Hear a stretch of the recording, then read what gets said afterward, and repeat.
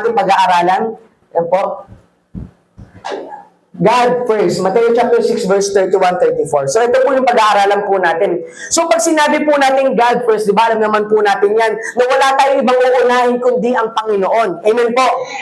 Amen. Kasi po sa buhay po natin, kung wala ang Panginoon, ano na lamang po ang buhay ng isang tao? Amen. Kayo po ba kung tatanungin kayo, nai-imagine niyo po ba yung buhay niyo nang hiwalay kayo sa Panginoon? Kaya kung tatanungin po kaya kayo ngayon, ano kaya ang buhay ko kung hindi ako nakakilala sa Lord? Amen. Yan, hayaan po natin mga mapaisip po tayo dyan. Pagkasakali kayang nawala ako sa Panginoon, ano kaya maging sistema ng buhay ko? Pag may problema kaya ako, sino ang tatawagin ko? Pagka meron kaya ako mga alala, kapitbahay ko, kaibigan ko, kumari ko, kumpare ko. Pero hindi po pwede mga kapatid sa Panginoon. Alam niyo po ba kung bakit? Because the strength of a man is very limited. Amen po. Napaka-ikli o napaka-limitado lamang po ang kalakasan ng tao. Unless na lamang po kung meron po ang kaibigan, kung kaibigan niyo sila Superman, yan, sila Batman, di ba? Eh, imposible naman mangyari yun. Kasi wala naman pong ganun pong tao. Si Jesus lamang po, ang Diyos sa makapangyarihan lamang po, ang makakapitan po natin sa ating buhay. Amen po. Amen po. Sige po, sabi po dito, ano ba ang pinakamahalaga sa buhay mo? Amen. Isa naman pong tanong. Ano ang pinakamahalaga sa buhay ng bawat isa po natin na narito po? Kung kayo tatanong, isipin nyo maigi, mahalaga ba sa akin ng kayamanan? Amen? Ang mga milyon, ang mga daan-daan libo, ang pera, ang sahod, ang mga bagay na kinikita natin. Kung tayo po ba tatanong, mahalaga po ba sa atin yon? Di po, praise God po. Alam niyo po, napaisip din ako dyan. Oo nga naman, Lord. Paano magiging mahalaga sa iyo ang isang bagay kung wala kang ganun? Di nila nag-gets. Di ba sabi ko, Lord, paano mga tao maghahangad ng milyon-milyon? Eh, wala naman kami milyon-milyon, Lord. Di sinabi ng Panginoon, ay hindi lang dyan.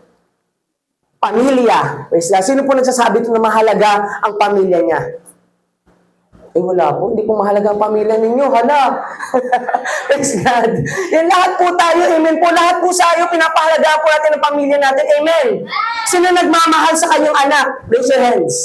O lahat po tayo, di ba po? Sasabihin nyo, hindi nyo mahal yung pamilya nyo. Lord, grabe sila, So lahat po tayo, amen. So hindi ko po kayo parang hiniloloko, inuhuli po dito. Kasi nagpapakatotoo lamang po tayo. Ano pa po? Ang kasikatan. Amen. Isang bagay rin po yan na pinapahalaga ng mga tao. Pero alam ko naman po na bawat isa po dito po sa Jesus Christ, our present help, isa lamang po ang mahalaga sa kanila. Pero bago po tayo pumunta doon, ano ba po itong isang pinahahalagaan ng mga tao? Ang sarili. Praise God. Amen po. Di ba maraming tao pinapahalaga ng sarili nila? Tanong mo yung katabi mo, pinapahalagahan mo ba ang sarili mo? Ano sagot niya? Hindi daw. Amen, praise God. Di ba, syempre, totoo naman yun eh. Kasi ang sarili, ang bawat isa po sa atin, itong katawan natin, itong sarili po natin, ay pinagkaloob ng Diyos sa'yo. Kaya pag hindi mo inalagaan ang sarili mo rin, mananagot ka rin sa Panginoon. Di naman sinabi dito na pagka naglilingkod ka sa Panginoon, hindi mo na kailangan pangalagaan o pahalagaan ng sarili mo. Hindi lamang po sa ganung bagay po yun. Pero ano po ba ang pinapakita po dito? What the Bible says that we should prioritize. Ano po ba sabi ng Biblia? Bukod sa kayamanan, pamilya, kasikatan o sarili, ano pa po ba ang pinapahalagahan ng tao? Ano po ba dapat pahalagahan ng isang tao? Sabi po dito, maaari mong gawin ng lahat, subalit ang susi ng tagumpay ay unahin mo ang pinakamahalaga sa buhay ng tao. Ano ba itong pinakamahalaga sa buhay ng tao na sinasabi po dito? Alam niyo po, sinabi po dito, maaari mong gawin ang lahat ng bagay o maaari mong pahalagahan ang lahat ng bagay. Binanggit po kanina, yung kayamanan, yung pamilya, yung kasikatan yung sarili mo. Pwede mong pahalagahan ng mga bagay na yan, mga kapatid sa Panginoon. Pero may tinutukoy po dito na pinakamahalaga sa buhay ng tao. At ano po ba yun? Sabi po dito, lahat ng naniniwala kay Jesus ay dapat i-focus ang sarili sa pinakamahalaga para magtagumpay. Again, ano ba itong pinakamahalaga na to? Kung kayo po tatanungin, ano po ba yung pinakamahalaga sa buhay ng isang tao? Wala po? Sino po? Sino po? Si Mike Enriquez? Wala na po si Mike Enriquez. Sino po? Sino po? Sino po ang mahalaga sa buhay ng tao? Jesus! Louder! Sino po? Jesus! Si Jesus. At ngayon, kung mahalaga po si Jesus sa bawat buhay po natin, sinasabi po ng salita ng Panginoon that Seek first the kingdom of God. Amen po. Pwede po ba natin ulitin? Seek first the kingdom of God. Seek first the kingdom of God. Sabi po yan dito sa Matthew chapter 6 verse 33. But seek first the kingdom of God and His righteousness, and all these things shall be added unto you. Maraming pinapahalagahan ng tao. Marami tayong inaalagaan sa buhay natin. Marami tayo na sabihin po ang talagang pinaglalaanan ng panahon, ng oras, ng lakas. Pero kailangan po natin malaman, mga kapatid, sa Panginoon, na if we don't seek first the kingdom of God, lahat ng bagay sa buhay po natin ay mawawalan po ng kabuluhan. Amen po. Lalo na po sa mga panahon ngayon, kung nababalitaan niyo po yung mga nagyayaring gera sa Middle East, amen po. Alam niyo po ba na pagka nag-break out ang gera po sa Middle East, akala niyo po hindi po tayo apektado doon? Affected din po tayo, mga kapatid, sa Panginoon. Babagsak ang ekonomiya, magkakaroon ng kagutuman, magkakaroon ng matataas sa inflation. Sabihin po ang talaga maghihikahos po tayo. Kaya nga, mga kapatid, sa Panginoon, kung hindi po natin uunahin, hanapin ang kaharian ng Diyos at ang mismong Panginoon po, ano po idadagdag po sa atin ng Panginoon? Kasi sabi po dito, seek first the kingdom of God. Unahin mo muna pagharian ka ng Diyos at ang kanyang katuwiran at saka po idadagdag po sa atin ang lahat ng bagay na pangangailangan po natin. Yun ang pangako ng Panginoon. Amen po. Kaya nga po, ano po sabi po dito, na dapat po sa isang tao, isa lang ang pinakapahalagahan niya. Walang iba kundi si Yesu Cristo. Amen po. Kasi alam niyo po ba, mga kapatid, sa pagdating ng araw, mawawala ang lahat ng bagay na pinapahalagahan ng tao. Sino po naniniwala doon? Amen. Lahat po na meron ka sa buhay mo, yung kotse mo, yung mansion mo, yung sabihin natin na kayamanan mo, yung bank account mo. Brother, wala naman kami mga ganun binabanggit mo. Ay, sorry. Ako rin wala ganun. Pero alam niyo po ba, yung mga bagay na pinapahalagahan po natin, mawawalan ng saysay yan, kundi po tayo lalapit kay Jesus. Amen po. Lahat po ba ng mga anak ng Diyos ay willing na lumapit kay Jesus? Lahat po ba ng mga anak ng Panginoon ay willing na magpasakop kay Jesus?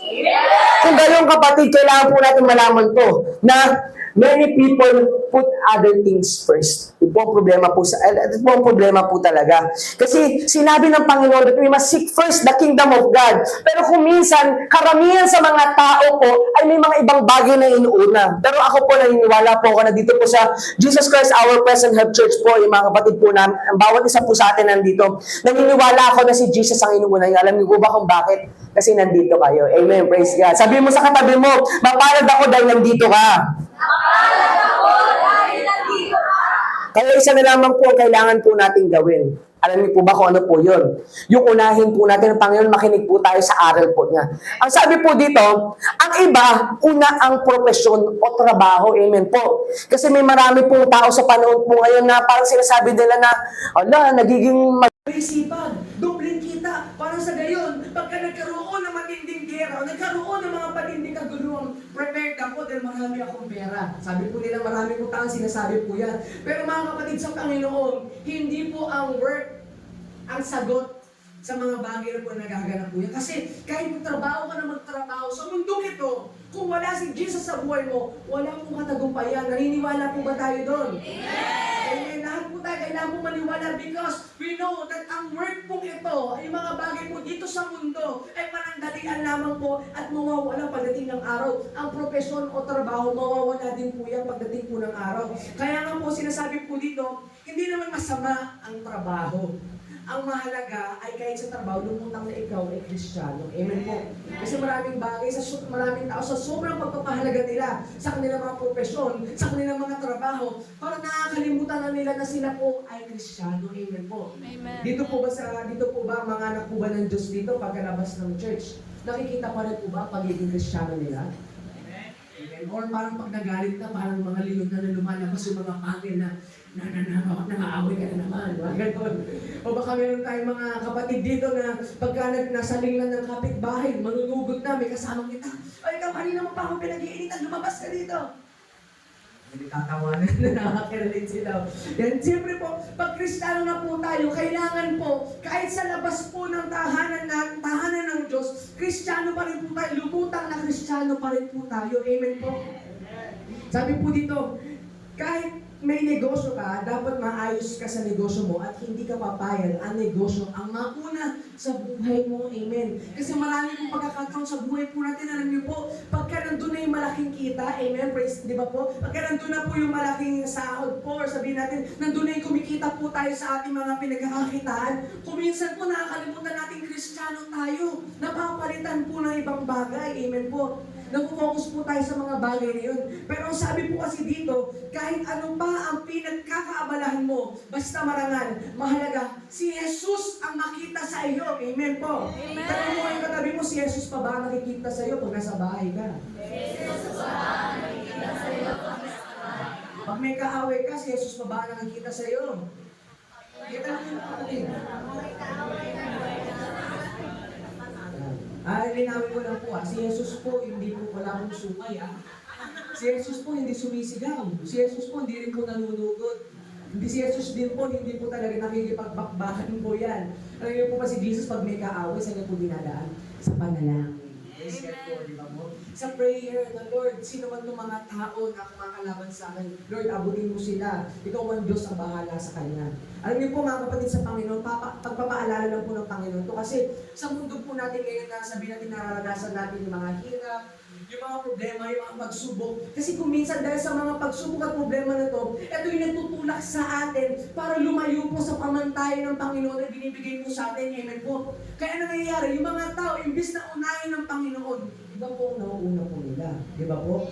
Sabi po ng salita ng Diyos sa 1 Corinthians chapter 10, verse 31, therefore, whether you eat or drink or whatever you do all to the glory of God. Kita niyo po yun, kung ikaw man po ay kakain o iinom o kahit na anong bagay ang gagawin mo, dapat lahat ng bagay na yan ay maparangalan mo ang Diyos sa buhay mo. Amen po.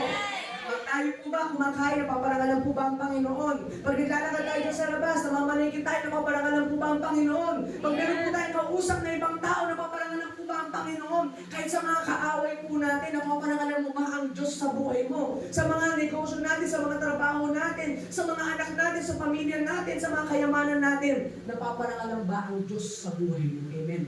Because kung hindi mga kapatid sa Panginoon, walang saysaya lahat ng bagay na meron tayo kung hindi napaparangalan si Jesus. Amen po. Kasi lahat ng meron ka, kailangan makita ng Panginoon na mapagkakatiwala kayo sa mga binigay niya sa'yo. Kasi pag hindi nakita ng Panginoon na, ay pinagpahala ko to si sister, pero ginamit niya yung kayamanan niya sa ibang bagay, ginamit niya yung lakas niya sa ibang bagay, ginamit niya yung buhay niya sa ibang bagay, paano ko pa ito i-bless po ulit, nakakalimutan niya naman ako. Kaya kung mga kapatid sa Panginoon, huwag po natin nahayaan na maiba po ang mauna po sa buhay po natin. Sabi po dito, ang iba ay walang iniisip kundi ang kayamanan. Kita niyo po yan? Ayan, sa sobrang pagmamahalaga sa akin, yung buhok niya naging dollars na. Tignan mo nga yung buhok ng katabi mo, tignan mo baka dollars yan. Dollars mo ba o peso pa lang? Peso. 26 ang 20. Hindi mo maigi kasi baka mamaya yung buhok ng katabi mo, dollars na pala yan. Baka mabawasan yan. Alam mo sa panahon ngayon, baka makalbo ka pagka ganyan ang buhok mo, di ba? Sabi po dito, sa labis na paghahangad yumaman, nauubusan tayo ng panahon sa Diyos. Katulad po ng taong ito. Ayan po, kita niyo po yan. Yan po ay ang rich fool na kung saan po naubusan po siya ng oras. This rich fool ran out of time. Itong mayamang hangal pong ito, naubusan po siya ng panahon. Alam mo po ba itong mayamang hangal na to? Hindi ko po masasabi na masamang tao siya. Alam mo pa kung bakit? Kasi ang sinabi nga, kung babasahin ko lang sa Luke chapter 12, verse 16 to 21, hindi ko lang po babasahin. Sabi po dito, sabi nga po dyan, yan, mayaman na ako, puno na ang kamalig ko. Ngayon, ang gagawin ko, papatibag ko yung kamalig ko at magpapagawa ko ng mas malaki at iipunan ko ng kayamanan. Sa gayon, pag puno na yung kamalig ko, magpapakasarap na lang ako at magpapahinga, sabi niya. Pero hindi niya po nalalaman na dumating ang Panginoon sa kanya at sinabi sa kanya, hangal, hindi mo ba alam ngayong gabi, babawian ka ng buhay. Amen po. Kaya po ano po ba pinapakita po dito? Kasi pinakita po dito sa, ang aral ang tinuturo po sa atin po dito sa rich fool, o dito sa mayamang hangal, pinapakita po dito yung maling pag-iipon ng tao. Kasi tayo po, pundar po tayo ng pundar ng mga bagay dito sa lupa. Ipon tayo ng ipon ng kayamanan dito sa lupa. Ipon po tayo ng ipon ng mga bagay po dito sa mundong to. Pero hindi po natin nalalaman o hindi po natin nakita na ang kayamanan po pala dapat natin iniipon ay doon sa kaharian ng langit. Amen po. Kasi alam niyo po, pagdating ng araw, kung naging tapat ka sa Panginoon, meron kang mansyon sa langit. Yes ka, di ba po? Kung wala kang mansyon dito sa lupa, umasa ka na pagdating doon sa langit, may mansyon kang matitirhan. Eh, naman po mga kapatid sa Panginoon, kung meron po ba tayong ginagawa sa Lord para makabilang doon. Kasi alam niyo po, sa bawat pag-church po natin dito po sa mundong to, bawat pagpaparangal po natin dito sa mundong to, doon po unti-unti natatayo yung kayamanan po, yung kaharian po, yung mansyon po natin sa kalangitan. Kaya nga po pag, halimbawa, every Sunday absent ka. Every Sunday, wala kang panahon sa Panginoon. Or paglabas mo ng church na ito, wala ka ng panahon sa Diyos. Hindi na build up yung kaharian natin sa langit. Hindi na build up yung mansyon natin sa langit. Alam niyo ba kung bakit? Kasi iba po yung pinag natin. Kaya mga kapatid sa Panginoon, kung gusto mong tumira sa isang mansyon sa kalangitan, dapat pagsikapan mong unahin ang Diyos sa buhay mo. At wag po natin gagayahin itong mayabang hangal na ito. Nakakala niya, hawak niya yung buong buhay niya. Kasi alam niyo po ba sa mga umattend po ng anniversary, familiar po kayo dito sa privilege po ni Pastor, sabi po ni Pastor, na sa panahon ngayon, ang dami nang nangyayari mga aksidente. Sino po nakakabalita po niyo? Kita niyo po, ang dami nangyayari mga trahedya, ang dami nangyayari mga sakuna sa isang iglap, paglabas lang nila ng bahay nila, tapos na pala ang buhay po nila. Nakasakay lang sila sa isang sasakyan, normal na bumabiyahe, pupunta sa patutunguhan nila, pero all of a sudden, biglang boom! Patay. Wala na pala, doon na pala katapusan ng buhay nila. Kaya po mga kapatid sa Panginoon, ano po ba pinapakita dito? Ina-aware po tayo ng Lord na sa panahon ngayon, hindi na po mahalaga yung mga bagay po na dito sa mundong to. Ang mahalaga, meron kang Jesucristo sa buhay mo. Amen? Amen. Kasi hindi po pwede na maabutan po tayo na wala si Jesus. Hindi po pwede maabutan tayo na hindi po wala si Jesus. Hindi po pwede na maabutan tayo ng kahuli-hulihan ng buhay natin na hindi tayo nakakahingi ng tawad sa Panginoon. Amen po. Andiyan mo po ba mga anak ng Diyos? Ina-aware po tayo ng Panginoon dyan because if you are not aware, alam po mga kapatid sa Panginoon, pag hindi tayo na-aware sa bagay nito, ang demonyo, ang diablo, gumagawa ng paraan niya para hatakin tayo. Gumagawa ng paraan niya para i-distract tayo, hindi tayo makalapit sa Lord. Gumagawa ng paraan niya para mapadali niya tayong makuha. Sa paanong paraan? Halimbawa, for example, ng araw ng Sunday, wala ka dito sa church. Kasi inuperang ka ng kaaway sa ibang lugar. Ano gagawin ng demonyo? Ang gagawin yung demonyo, hahatakin ka niya, yung isip mo, buburahin niya sa gawain ng Panginoon para ano mangyari. Ililid ka niya doon sa patibong niya na kung saan katapusan na pala ng buhay mo.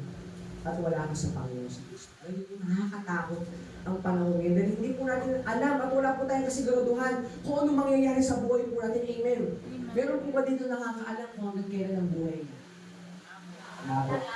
Meron po ba dito nakakaalam kung paano siya mawawala sa mundo ito? Hindi rin po natin alam kung di ba po? Kaya nga po kung di po natin alam mga kapatid sa Panginoon, isa lamang po ang kailangan po natin lapitan. Si Jesus. Sapagkat siya po ang nakakaalam kung hanggang kailan ang buhay mo. Si Jesus po ang nakakaalam kung hanggang saan na lang ang buhay mo. Si Jesus ang nakakaalam kung paano niya iingatan o sabihin po natin i-extend ang buhay po natin. Kaya nga po mga kapatid sa Panginoon, hindi po aksidenteng nandito ka. Mga kapatid sa Panginoon, hindi aksidenteng naanayahan ka sa lugar na ito. Mga kapatid sa Panginoon, hindi aksidenteng nakikinig ka ng salita ng Diyos ngayon. Dahil ang kabutihan ng Panginoon, ina-aware ka. Ang kabutihan ng Panginoon, pinapaalalahanan ka. Ang kabutihan ng Panginoon, sinasabi sa iyo, anak, mag-ingat ka nang hindi ka malayo sa akin. Yun ang sinasabi ng Panginoon. Bakit po? Kasi mahal na mahal ka ng Panginoon. Sabi mo, mahal na mahal ka ng Diyos. Amen? Kaya po mga kapatid sa Panginoon, sabi po dito, the more we seek earthly things, the less of the things of God we can see. Alam niyo po ba, the more na naghahanap po tayo o naghahanap po tayo ng mga bagay dito sa mundo, the more na hindi mo makikita ang Diyos sa buhay mo. The more na inuuna mo ang kayamanan mo dito sa mundo, the more na hindi mo makikita ang kagandahan ng Diyos. The more na pinapahalagahan mo ang sarili mo, the more na hindi mo makikita kung ano yung kaya gawin ng Diyos sa buhay mo. The more na mas pinipilit mo na unahin ang ibang bagay sa buhay mo, the more na hindi mo makikita na ang dapat mo unahin ay si Jesucristo sa buhay mo. Mga kapatid sa Panginoon, the more we seek earthly things, the less of the things of God, we can see. Sinasabi po dyan, the more na hanapin natin ang mga makamundong bagay, ay mas less o sabihin po natin, mas kakaunti lamang po ang makikita po natin pagdating po sa Panginoon. Kaya po kung ano yung focus mo, di ba po? Kung ano yung focus natin, yun po yung patutunguhan natin. Amen po. Pwede bang focus mo pumunta ng SM tapos napunta ka ng palengke? Di ba po? Posible naman po yun. Pwede bang focus mo pumunta ng church pero napunta ka sa bahay ng kapitbahay mo? Di ba? Hindi naman po ganun. Pwede mo ba focus mo na pumunta sa bayan pero nauwi ka sa ibang lugar, sa ibang karating na bayan? Di ba? Hindi naman po ganun. Kung ano yung focus mo, kung ano yung sinisikap mong puntahan, yun ang magiging destinasyon mo. Kaya mga kapatid sa Panginoon, kung ano ang focus mo sa oras na to, kung ano ang focus mo sa panahon ngayon, kung ano ang focus mo sa buhay mo sa ngayon, yun ang parunungan mo. At ang tanong po dyan, ano po ba ang focus po natin? Sino ba ang focus natin? Ano ba ang mahalaga sa buhay natin? Alam niyo po, lahat po tayo po dito, kailangan na maging focus po natin ay mga bagay na makalangit at hindi mga bagay na makalupa na po. Ina-aware ko po kayo mga kapatid sa Panginoon dahil hindi na po talaga biro ang panahon ngayon. Alam niyo po, double time na po ang kaaway. Kaya nga po kami po mga naglilingkod sa Panginoon, ina-aware din po namin ng maraming tao na hindi sila makampante sa panahon ngayon na wala sila sa Diyos. Kailangan nandito ka ngayon, focus on God. Amen. Sabi mo sa katabi, focus tayo sa Lord. Focus tayo sa Lord. Naka-focus pa siya sa Lord. Amen. Ba't parang hindi kayo sigurado? Siguro hindi mo nakafocus siya sa Lord kasi baka mamaya, madilim na yung nakikita niya, hindi na siya nakafocus sa Lord. Kasi pagdating ng araw, alam niyo po, di ba nga po, pagdating ng araw, pag hindi po tayo nakafocus sa Panginoon, iba ang mag-focus po sa atin. At hindi po natin gugustuhin po yung bagay yun.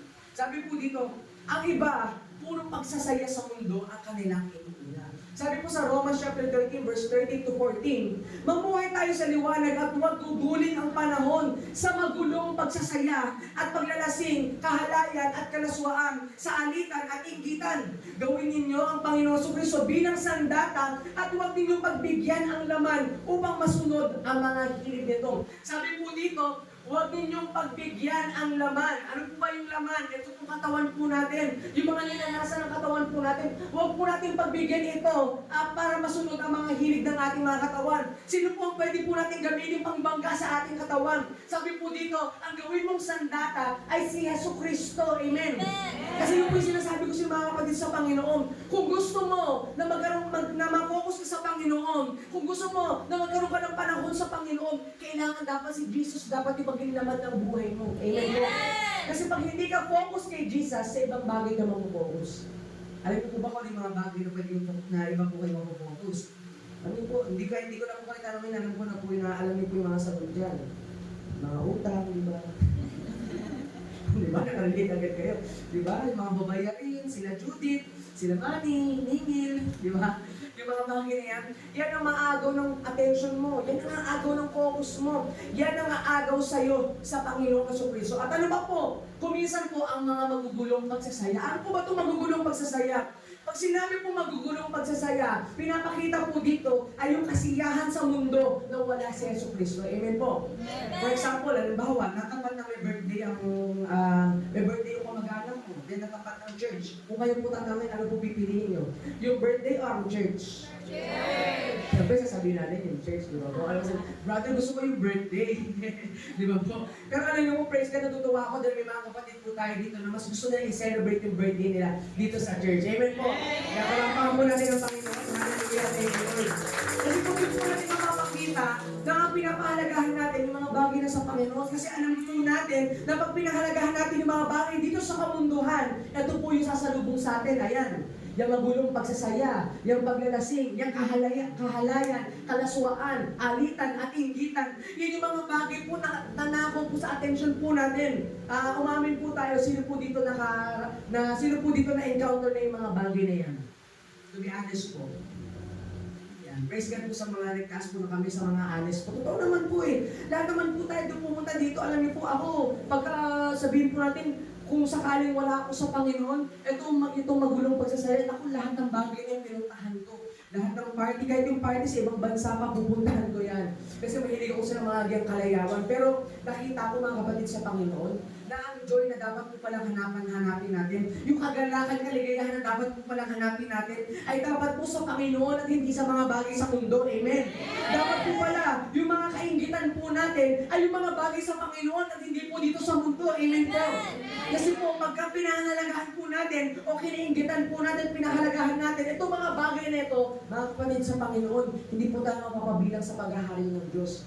Kaya nga po sabi po dito, true pleasure can only be found in Christ Jesus. Amen po. Amen. Sabi po sa Psalms chapter 16 verse 11, you make known to me the path of life. You will fill me with joy in your presence, with eternal pleasures at your right hand. Yan po, basahin po natin sa Tagalog. Silabas po natin mga Bible po natin. Yan po sa Awit chapter 16 verse 11 po. Andiyan na po ba mga anak ng Diyos? Sabi po dito sa Matthew chapter 6 ay sa Awit chapter 16 verse 11 to verse 11 po, ituturo mo ang landas ng patungo sa buhay. Sa piling mo ay madarama ang lubos na kagalakan. Ang tulong mo ay natutulot ng ligayang walang hanggan. Amen po. Kita niyo po yung mga kapatid sa Panginoon. Once na lumapit ka para sa Panginoong Jesucristo, ano po sabi dito? Ituturo mo ang landas patungo sa buhay, which is yung eternal life. Sabi po dito sa piling mo ay madarama ang lubos na kagalakan at ang tulong mo ay nagdudulot ng ligayang walang hanggan. Kita niyo po mga kapatid sa Panginoon, yung joy na mararanasan po natin dito sa Panginoon ay hindi po may kukumpara sa mga bagay po dito sa mundo. Amen po. Kasi po yung mga bagay sa Panginoon, ako napakalayo po mga kapatid sa Panginoon sa joy na nararanasan dito sa mundo. Kasi kung minsan, di ba, yung kalagayahan dito sa mundo, napaka-entry lang. Amen. Ayun po ba, meron minsan ako, magkakasiyakan na, mag-outing kayo. Pero kita niyo po doon, pagkatapos yung mag-outing, ano mararamdaman niyo? Pagod. Amen po. Diba, lumabas kayo para mag-enjoy, pero pag lumabas kayo para mag-enjoy, mag-relax, pero pag uwi niyo ng bahay, pagod pa rin kayo. Kita niyo po yun? Nandun po ba yung kapahingahan sa mga bagay? Wala, di ba po? Gumastos ka lang. May mga natatawa doon sa likod niya, mga bakit? Di ba po? Kahit anong bagay po na we spend on things in this world. Pero sa hulit-huli po, wala po yung tunay na kaligayahan po, yung tunay na kapahingahan. Unless na lang po, sa paglabas-labas nyo, si Jesus pa rin po yung sentro nyo. Doon po yung tunay na kapahingahan. Kabig. Praise God. Hallelujah. Sabi po dito, number 2, what does it mean to seek first the kingdom of God? Paano po ba natin masasabi na hinahanap po natin ang paghahari ng Panginoon? Sabi po dito, putting God first in our life means that we conform our lives to His principle. Sa pamantayan na po ng Panginoon tayo sumusunod at hindi na po tayo nag-conform sa mga bagay po dito sa mundo. At ano po ba yung mga bagay dito sa mundo, mga kapatid sa Panginoon? Ito po yung sinasabi po nila na pagka sinila ka sa mundong to, kailangan mo mag-aral, tapos pagkatapos mo mag-aral, magtatrabaho ka, tapos pagkatapos mo magtrabaho, magpapamilya ka, tapos pagkatapos mo magpapamilya, mag-retire ka, mag-negosyo ka, hanggang sa bawian ka ng buhay. Yun po yung normal na pattern ng mundong to. Pero pagdating sa Panginoon, kailangan po na sa buong buhay po natin, magtatrabaho ka man, mag-aaral ka man, mag-negosyo ka man, magpapamilya ka man, dapat po si Jesus pa rin po ang nauuna po doon. Sabi po dito, walang God first, kung second siya sa lahat ng plano mo. Amen. Sabi mo sa katabi mo, walang God first, kung second siya sa lahat ng plano mo. Kaya nga po, i-check po natin maigi sa mga plano natin sa buhay. Una ba si Jesus? Or pangalawa lang? Praise God. Hallelujah. Yan. Praise God po una po. Kasi sa mundo po ngayon, nakakalungkot man po isipin. At alam po may mga kakilala rin po kayong mga tao na kung saan na pilit natin silang sinasama, pero sinasabi nila, wala akong panahon dyan. Alam mo naman, kailangan ko unahin to. Kailangan ko asikasuhin to. Kailangan ko puntahan muna to. Kailangan ko muna gawin to. Hindi na ako pwede pumunta sa market dahil wala na akong oras. Mga kapatid sa Panginoon, totoo pong wala na silang oras, pero hindi po sa mga bagay na yun. Time is running, mga kapatid sa Panginoon. Tumatakbo po ang oras at babalik na po si Jesus sa bawat isa po sa atin para sunduin po tayo. At kung makikita ng Panginoon na hindi siya yung first sa buhay mo, paano ka rin niya magiging first na iligtas pagdating ng araw? Mga kapatid sa Panginoon, makita po natin ito. Na yung mga bagay po na pattern ng mundong to, hindi na po dapat po natin pinapahalagahan po yan. Kaya nga po sabi sa Romans chapter 12 verse 2, and do not be conformed to this world, but be transformed. Magbabago by renewing of your mind that you may prove what is good and acceptable, perfect will of God.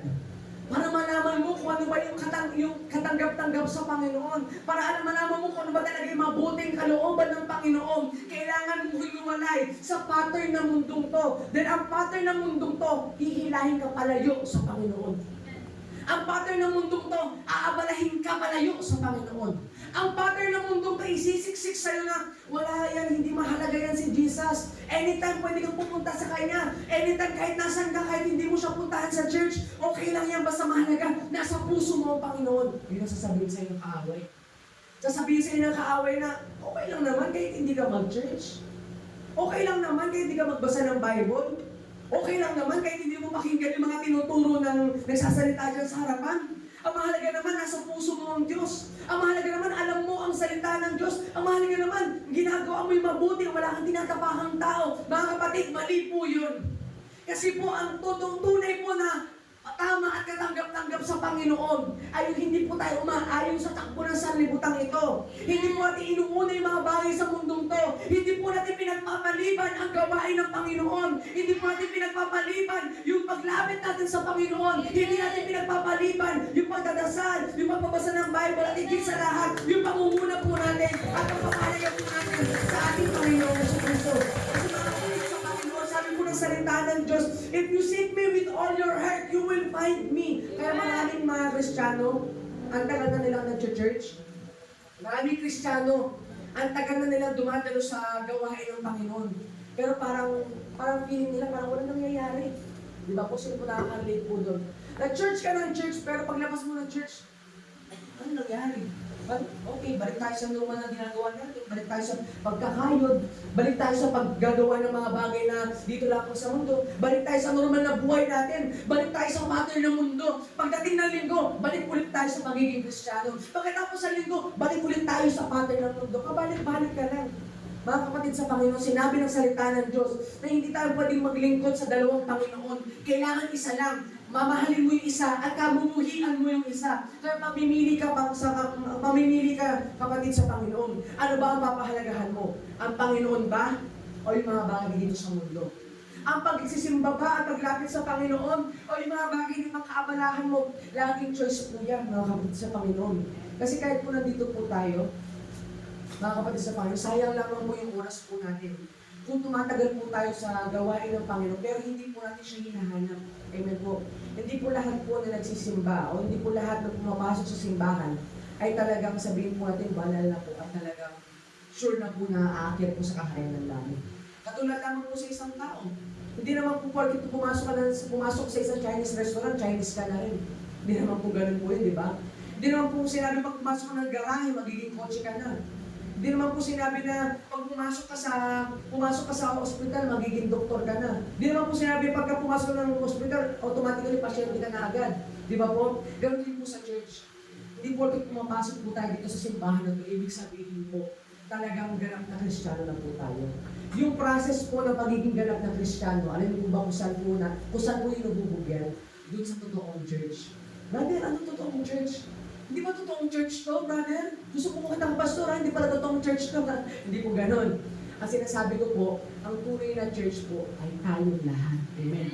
Tayong lahat na nagkakatipon dito sapagkat sinabi ng salita ng Diyos that we are the body of Christ. We are the temple of Christ. Our body is the temple of Christ. Kaya nga po, pag nagsasama-sama po tayo dito, dapat po sinisik nyo na maigi sa puso nyo yung presence ng Panginoon. Hindi naman po kayo nauupo dyan, nakikinig. At pagkapasok sa tenga nyo, labas po sa kabila, uuwi kayo ng bahay, walang nangyari, babalik kayo ng linggo, same cycle. Hindi po pwede yun. Nagsasangilan po tayo ng oras at sinasabi ko sa ito, mapapahamak po tayo. At inaalaw ng Panginoon na malaman po ninyo ito sa hapong ito dahil tumatagal po ang panahon, malapit na pong bumalik ang Panginoong Kristo. At ayaw makita ng Panginoon na pumapasok ka sa church pero hindi pa pala nare-renew ang mind po natin, ang mindset po natin. Kasi po mga kapatid sa Panginoon, pagka hindi po na-renew ang mindset po natin, tatagal po tayo sa church, na wala po pala tayo pa talaga pagpapahalaga sa Panginoon sa Kristo. Andiyan pa po ba ang mga anak ng Diyos? Amen! Amen po. Kasi po, ang gusto ko makita po ng Panginoon sa atin, na habang nandito ka na sa church, lupusin mo na yung pakikinig mo. Amen. Nandito ka na sa church, hanapin mo na si Jesus. Nandito ka na sa church, pagsikapan mo na, maranasan mo na yung presence ng Lord. Nakikinig ka na rin naman ng salita ng Diyos. Pakinggan mo na kung ano yung mensahe sa iyo ng Panginoon. Kasi po hindi po lahat na nandito po hindi po lahat na nakikita po natin dito, hindi po lahat pare-pareho ang mensahe ng Diyos. Iba-iba po yan. Pwede yung isa sinasabi sa iyo ng Panginoon na unahin mo na ang Panginoon o yung trabaho. Pwede yung isa sinasabi sa iyo na, huwag mo na unahin sa iyo, unahin mo na ang Panginoon. Pwede sinasabi dun sa isa, alam mo na kung ano tinuturo sa iyo ng Lord. Alam mo na dapat mong gawin. Hindi ka na pwede magpatumpik-tumpik pa sa mundo to. May iba-iba po tayo mga rema words na napapakinggan. Kailangan hanapin mo kung ano yung rema words ng Diyos sa iyo. Amen po. Ano po ba yung rema words? Yung special na pangungusap ng Diyos para lang sa iyo, exclusively para lang sa iyo. For example po, mayroong pangungusap ang Diyos, especially para kay Sister Carmen po. Mayroong pangungusap ang Diyos, especially para kay Brother Wally. Mayroong pangungusap na Diyos, especially para kay Sister Linda, kay Sister Flora. Mayroong po mga pangungusap na Diyos, especially para sa iyo lang. Hindi po pare-pareho yan. Although na pare-pareho na mapakinggan po natin, pero may mga part dyan na talagang tatama talaga para sa iyo. Amen po. May mga aral dyan na parang feeling mo, ay ba't parang ako yung parang inaaralan ng Lord? Ba't parang ako yung kinakausap ng Lord? Ano po sabi dito? How close we are to the Lord. Lalo ba tayo kalapit sa Panginoon? Kasi kung minsan, sa sobrang layo natin sa Panginoon, hindi na natin makita o di na natin marinig yung aral ng Panginoon. Sabi po dito, dapat ang buhay natin nakakonform na sa Kanya at hindi na sa mundo. Our life must be molded according in the Scriptures. Dapat dito po ang pamantayan natin. At hindi na po yung mga bagay dito sa mundo. Hindi na po natin pamantayan na, ay, para maging matagumpay na tao ako, kailangan malaki ang kita ko. Dapat may magandang trabaho ako. Dapat may magandang negosyo ako. Dapat professional ako. Hindi na po sa mga bagay na yon. Dapat po ang salita ng Diyos ang pamantayan na po natin. Amen. At hindi na po mga bagay dito sa mundo. Putting God first means serving in His kingdom. Kung talaga inuuna mo ang Diyos sa buhay mo, dapat pinaglilingkuran mo na ang Panginoon sa buhay mo. Amen po. Sapagkat sabi po dito, dala mo ang pangalan niya at representative ka niya. An ambassador is supposed to serve his king, sabi po dito. Sabi po sa 2 Corinthians chapter 5 verse 20, we are the ambassadors of Christ. God making His appeal through us, we beseech you on behalf of Christ, be reconciled to God. Lahat po tayo ay ambassador ng Panginoon. Ano ba ang ambassador, kapatid? Ang ambassador ay sinasabi po dito, ay mga tao naglilingkod na sa Panginoon. Bawat isa po dito, ikaw ay lingkod na ng Panginoon. Sabihin mo sa katabi mo, lingkod ka na ng Diyos. Lingkod ka na ng Diyos. Wala pong attender po sa karyan ng langit. Dahil sa pag-akyat ng langit, ano sabihin ng Lord? Well done, my good and faithful servant. Hindi sinabi na, well done, my good and faithful attender. Well done, my good and faithful ka-sister. Well done, my good and faithful na bisita. Well done, my good and faithful na doctor, engineer, or kahit ano pang bagay. Sinabi ng salita ng Diyos, welcome, my good and faithful servant. Kaya kung gusto mo makaakyat sa kaharian ng langit, kailangan mo maging servant ng Panginoon. Kailangan mo maging representative, ambassador, na mapakita na sa buhay ng kapatid, si Yesu Cristo. Putting God first means putting His church first. Amen po.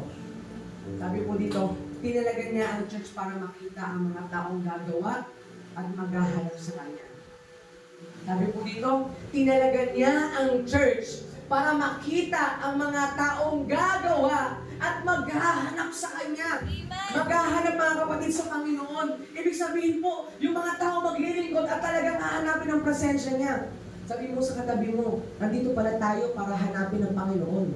Nandito pala tayo para hanapin ang Panginoon. Nandito pala tayo para gumawa sa Panginoon. Nandito pala tayo para gumawa sa Panginoon. Hindi pala tayo nandito para ayun mag-doktor. Yan. Nandito po tayo para po hanapin at makapaglingkod sa Panginoon. Kasi sa mundo, sa paglabas po natin dito, alam niyo po, naniniwala ako, paglabas po natin dito sa church, may mga kanya-kanyang buhay lang po tayo. At naniniwala ako na wala nang kinalaman sa Panginoon yun.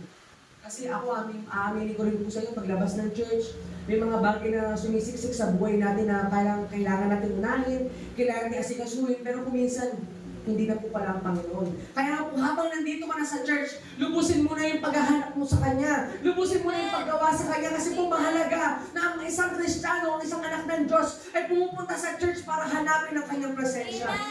Ganun po mahalaga ang church sa buhay po natin. Lahat po ba tayo dito nagpapahalaga sa church ng Panginoon? Lahat po ba tayo dito umiibig sa church? Kasi po sabi po dito,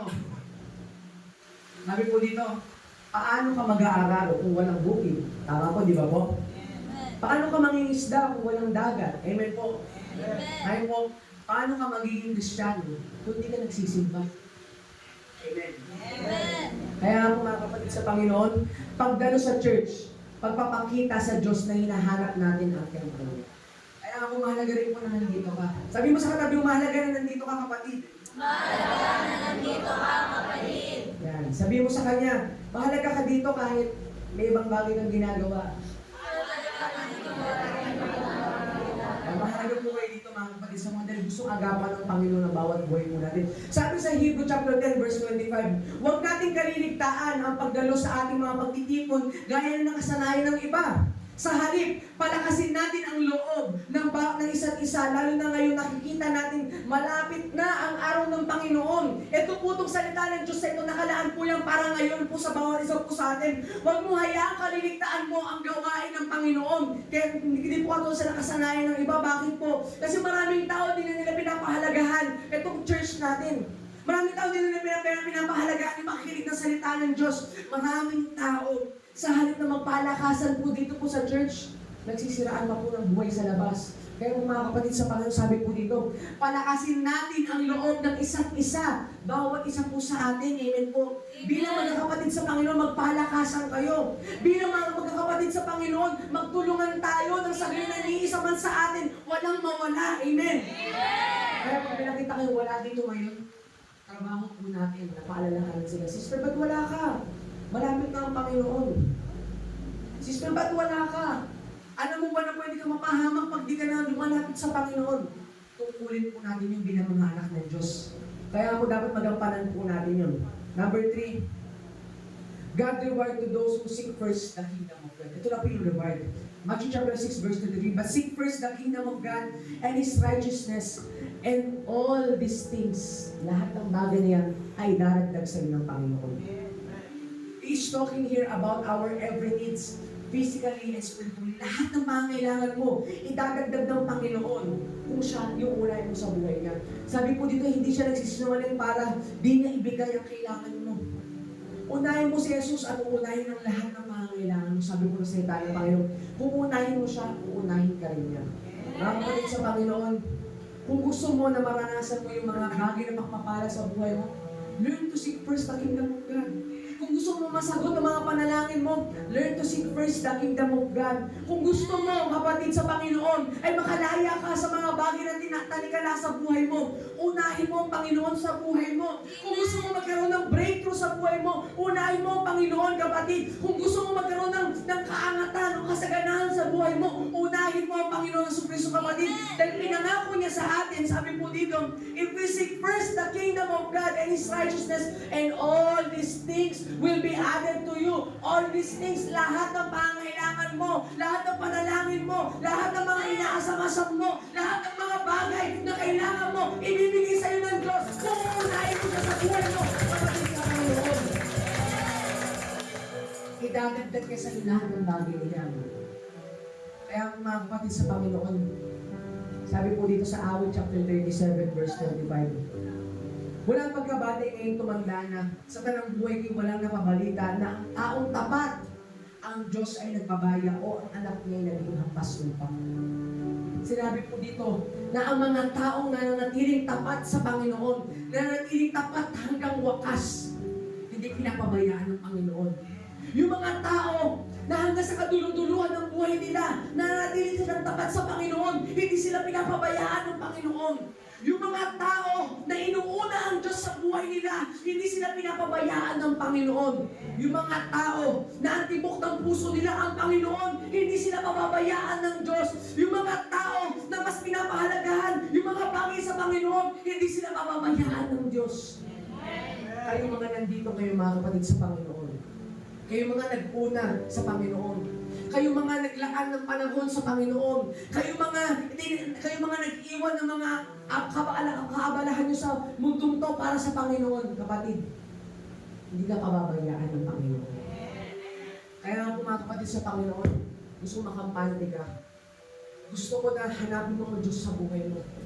Gusto ko na habang nabubuhay ka, hanggat may hininga ka, hanggat may lakas ka pa, hanggang sa kaduluduluhan ng buhay mo. Ano sabi nung tema ng anniversary natin? Those who endure until the end will be saved. Ang mga tiling tapat hanggang wakas ay maliligtas, mga kapatid sa Panginoon. Ang mga tao nag-uuna sa Panginoon ay ililigtas ng Diyos pagdating ng araw. Di ba rin sumabog ang gera? Di ba rin magkaroon ng kagutuman? Di ba rin magkaroon ng matinding aberya sa buong mundo? Pero yung mga tao naglilingkod sa Diyos, sinasabi ko sa iyo, hindi pababayaan ng Panginoon. Kaya mga anak ng Diyos, hindi natatakot. Yung mga anak ng Diyos, nagtitiwala sila na kahit ano mangyari, Lord, alam ko, iingatan mo ako. Kahit magkaroon ng gera, Panginoon, alam ko, nandyan ka para sa akin. Kaya mga kapatid sa Panginoon, pahalagahan mo si Jesus. Pahalagahan mo siya. Higit pa sa mga bagay na meron ko sa mundong to. So sa oras na ito, nakapokus kasi ibang bagay. Na brother, gusto ko naman unahin ng Diyos, pero brother, ang dami kong babayarin. Brother, ang dami kong pinagkakaabalahan. Brother, ang dami kong kailangan unahin. Ang dami kong kailangan alagaan, asikasuhin. Brother, alam mo naman na mahirap ang buhay. Mga kapatid sa Panginoon, kinakausap ka ng Diyos at sinasabi sa iyo ng Panginoon, ipagkatiwala mo sa Kanya lahat ng meron ka. Ipagkatiwala mo sa Kanya anumang bagay na pinaka-iniingatan mo kasi hindi mo kayang hawakan yan hanggang sa kadulog-duluhan ng buhay mo. Yung mga bagay na iniisip mo na hawak-hawak mo, kontrolado mo, hindi mo talaga kontrolado yan. Ipahawak mo sa Panginoon para yung mga bagay na yan iingatan ng Panginoon. Kung trabaho mo man ba yan, pag-aaral mo yan, negosyo mo ba yan, pamilya mo yan, o yung sariling kalusugan mo man yan, pahawak mo sa Diyos, huwag mo piliting hawakan. Then the moment na pagdesisyonan mo, ikaw ang hahawak sa buhay mo. The moment na pagdesisyonan mo na ikaw ang hahawak sa pamilya mo, sa karir mo, sa negosyo mo, sa pag-aaral mo, pag ikaw ang humawak niya, dudulas lang yan sa kamay mo. For the moment na magdesisyon ka na, Lord, suko na ako. Lord, di ko kaya pala mag-isa. Lord, mahina pala ako. Lord, di ko pala kaya mag-isa. Lord, ikaw na humawak nito. Lord, kasi hindi ko kaya. Lord, ikaw na humawak nito, Panginoon. Ikaw na humawak sa pamilya ko. Ikaw na humawak sa career ko. Ikaw na humawak sa pag-aaral ko, Lord. Ikaw na humawak sa negosyo ko. Ikaw na humawak sa mga problema ko. Lord, ikaw na humawak sa mga pinagkakautangan mo, Panginoon. Pag pinahawak mo na sa Kanya, alam mo mga kapatid sa Panginoon, kukunin ng Diyos yan at hahawakan yung maibigyan. Para sasabihin niya sa'yo, ako lahat ng bagay magagawa mo sa lakas ng kakaloob ko sa'yo. I will carry every burden that you have. Kaya sa oras na ito, kung piling mo kinakausap ka ng Panginoon sa hapong ito, kinaniyahan ka ng tumayo. Kinaniyahan ko na makiramdaman mo ang presence ng Diyos sa buhay mo. Kapatid sa Panginoon, hindi ka lang nag-church. Hindi ka lang basta dumadalo sa bahay na ito. Hindi ka lang basta pumupunta sa tahanan ito. Nandito ka dahil may plano ang Diyos sa buhay mo. Kapatid, may plano ang Diyos sa iyo. Sa gitna ng magulong mundo, sa gitna ng mundo unti-unting nasisira, sa gitna ng mundo na unti-unting winawasak ng iba't ibang klase ng digmaan, ng gera, ng kagutuman, ng kahirapan, inaabot ka ng Panginoon. At sa oras ito, gusto kong sabihin mo sa Panginoon, Lord, ikaw na ang kailangan ko. Lord, ikaw na ang hinahanap ko. Lord, ikaw na yung uunahin ko. Lord, ikaw na ang tatakbuhan ko sa buhay ko.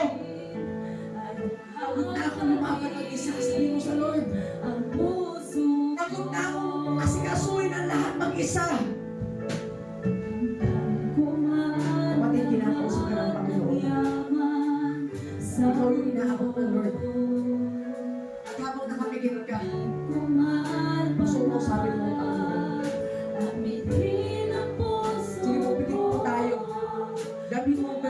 Panginoon. Nandito si Jesus sa oras na ito at kinakausap ka niya. Anak, sabihin mo sa akin, ano ba ang pinapanalangin mo? Anak, sabihin mo sa akin, ano yung gusto mo ipahawak sa akin? Anak, gusto mo lumabas sa mismong labi mo? Ano yung bagay na pagod ka na gusto mong asikasuhin ko? Kung pagod ka na sa mga problema mo, kung pagod ka na sa buhay na to, kung pagod ka na sa kabuluhan, kung pagod ka na sa mga napakaraming alalahanin, kung pagod ka na sa mga bagay sa mundong to, mahawak mo sa Diyos yan. Malapit mo ang Diyos sa buhay mo. At sa oras na Diyos, sa oras na ito, nahihiyakap ka ng Panginoon. Sa oras na ito, tinatawag ka ng Panginoon.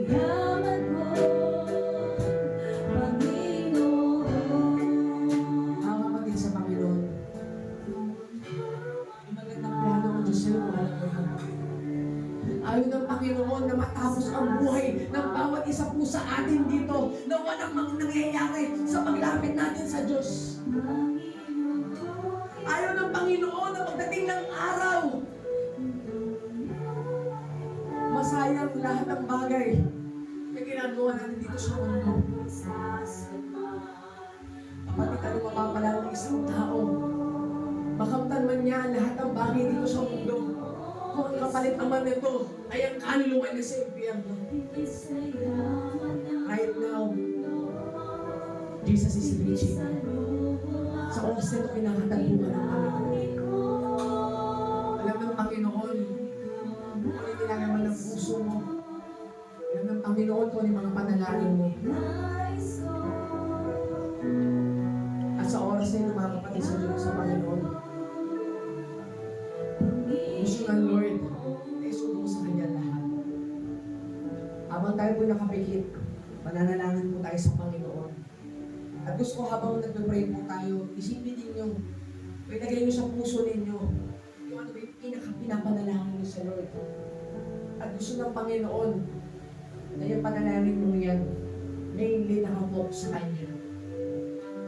Gusto ng Panginoon na ipag-pray mo, na Lord, gusto kong hanapin kita sa buhay ko. Gusto kong mas maranasan ko yung presensya mo.